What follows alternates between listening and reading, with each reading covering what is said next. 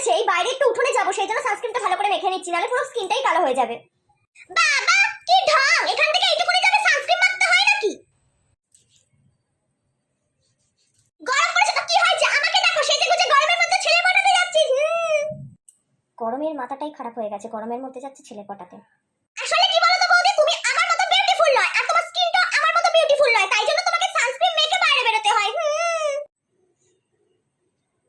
এবার দেখবে আমি সানস্ক্রিন ছাড়াই বাইরে যাব, আর বাইরে গিয়ে ছেলে পটি আনবো, তাও আমার স্কিনটা বিউটিফুল থাকবে।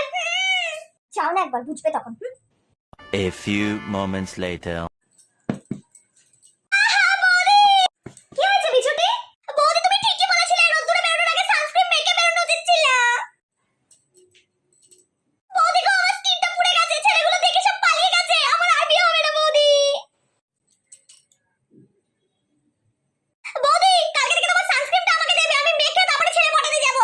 তুমি এসো সানস্ক্রিন চাইতে, তোমাকে কোনো সানস্ক্রিন দেবো না, তখন তোমাকে খুব কথা শুনিয়ে দিলে, এখন নিজে কিনে সানস্ক্রিন মাখো, বুঝেছো? সব সময় লোকের নামে উল্টোপাল্টা কথা বলা আর নিন্দে করা না, এটাই তোমার শাস্তি।